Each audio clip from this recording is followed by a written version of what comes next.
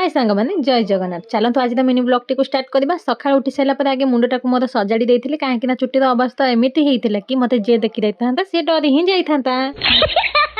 सका सका उठा इच्छा होनी आड़े मोटापन जो टेंशन भी हो केमी कौन झड़ी समस्ते सब खुंटा मारुंच बेसी मोटा हो गलु बाहा बाबा ते किए Oh my god. ସେମାନଙ୍କୁ କିଏ ବା କହିବ ମୁଁ ବା ଗୁପ୍ତରେ ଲୁଚେଇକି ରଖିଛି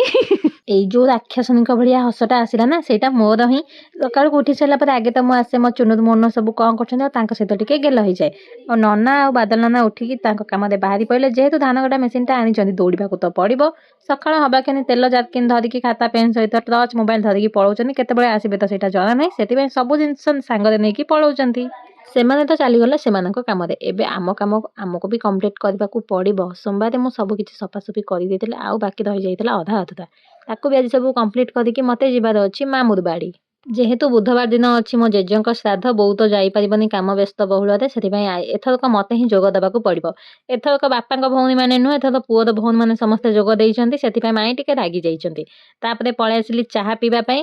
ଏମିତି କିଏ ସବୁ ଚାହା ପିଅନ୍ତି ଚାମଚରେ ମୋତେ ବି ଟିକେ କମେଣ୍ଟରେ କହିବେ ଆଉ ଏବେ ଚାଲିଲା ମୋର ସଫାସଫି ଯାହା ଯେତିକି ଥିଲା ଆଉ ସଫାସଫି ସରିଲା ବେଳକୁ ସମୟ ହେଇଥିଲା 1-2ଟା ପାଖାପାଖି ଗାଧୁଆ ପାଧୁଆ ସାରିକି ଖାଇ ପିଇକି ରେଡ଼ି ହେଇକି ଚାଲିଲି ଏବେ ମାମୁଁ ଘରକୁ ମାମୁଁ ଘରେ ପହଞ୍ଚି ସାରିଲା ପରେ ତ ଆପଣମାନଙ୍କୁ ଦେଖେଇବି ମୋ ମାମୁଁ ଘରେ ସମସ୍ତେ କିଏ କିଏ ଅଛନ୍ତି ଆଉ କ'ଣ ହେଉଛି କିଏ କିଏ ଆସୁଛନ୍ତି ବି ମାମୁଁ ଘରକୁ